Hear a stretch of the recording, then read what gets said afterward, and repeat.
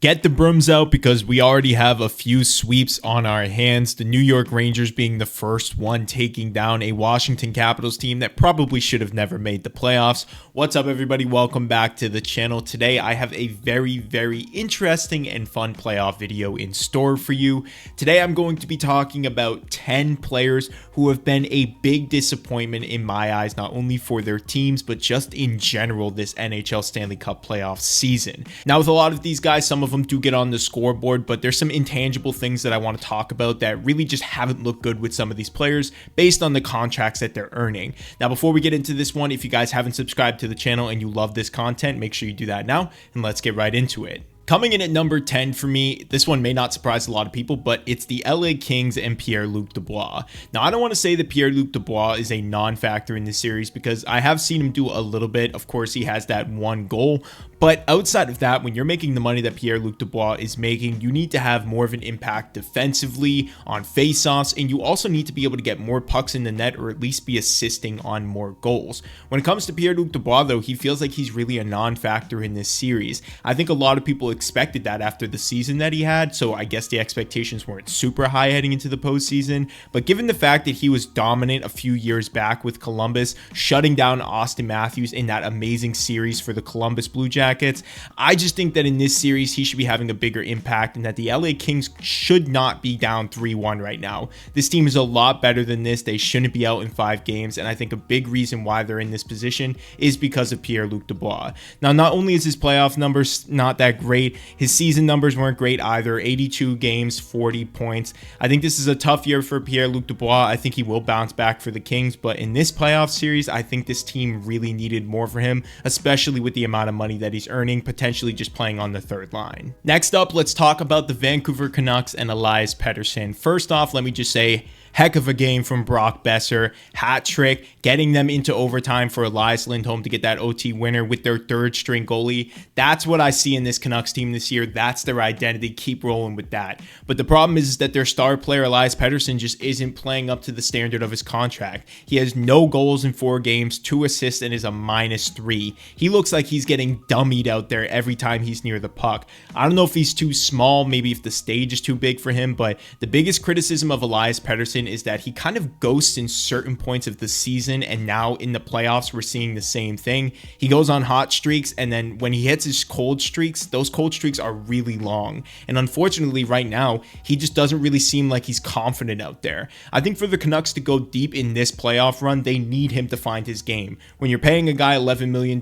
next season, you need him to be playing that top-notch brand of hockey as your star player, and with the Canucks right now, yeah, they're going to beat the Predators because this team isn't really built for the playoffs, but if you move on and face the Edmonton Oilers, you need goals and you need offensive productions from guys like Petey, and unfortunately you're not just getting that right now. So right now at this point, Pettersson has been a big disappointment so far over the first 4 games. I think he will pick it up, but unfortunately right now Vancouver is without their best player. Now let's flip back over to the Los Angeles Kings and talk about a kind of another disappointment player for them in this playoff series that they brought in the offseason, and that's Cam Talbot. If you go back to the previous 2 seasons against the Edmonton Oilers, everybody was talking about how LA was a goalie away from beating the Oilers. And this year you get a pretty unexpected great season from Cam Talbot and choose to ride with him into the playoffs. Now, I wasn't a big fan of this decision. I didn't think that Cam Talbot had enough to beat the Oilers in this playoff series, and I kind of feel justified in that opinion now. He has an .861 save percentage and a .530 goals against average and was replaced in the last game by David Rittich, and I just think that that's a terrible sign for LA. Of course, this is probably going to mean the end of their series because Rittich's not going to be your guy moving forward, even though he had a pretty solid first game, and the Oilers are just going to continue to pepper them with shots. So Cam Talbot not playing up to the expectations from the season has been a huge blow for the LA Kings and a massive disappointment in my eyes. Again, I didn't have a lot of expectations for him, but I know that LA Kings fans absolutely did, and the performance that he's had through this series has just been way below what he was all season long, and a huge disappointment for the LA Kings as they potentially get knocked out in this next game. Now let me talk about 6 and 5, and this one's a bit of a double-edged one. I'm talking about the Toronto Maple Leafs with Mitch Marner and John Tavares. Now, I'm not going to lie or sugarcoat this. I had the Maple Leafs winning in this series. I didn't pick it in my bracket because for some reason I knew that that the mental side of Boston was going to get to them. But in my eyes, just using an eye test, I genuinely thought that this team was finally going to beat the Bruins this year. They seriously lack their center depth, but Boston just comes out with different players to fill in those roles. While the Maple Leafs, they have 4 guys making over $10 million, and almost all of them haven't showed up in this series. Now, I'm not going to dog Austin Matthews. One, he's been ill from what I can see from the last game, and he had that massive game where he had the game winner and multiple assists. But when you look at Mitch Marner and John Tavares, it's not so much about their stats. Obviously, Mitch Marner has those 2 points in the 4 game with that pretty nice goal. But if you take a look at him and you watch the TNT broadcast with Bissonnette ripping into him that entire time, it's so true. Marner is not hustling out there. He doesn't seem to be showing heart. And it's showing on the Leafs bench as they argue about these sort of things, telling Mitch Marner to stop crying and just play the game. When it comes to John Tavares too, I feel like it's the same thing. You're making over $11 million and you only have 1 goal in this series. That's not going to cut it. These 2 players need to be stepping up big time. You see players like Brad Marchand owning the moment in that series. David Pastrnak, he's always there to get a goal, whether it's all on him or not.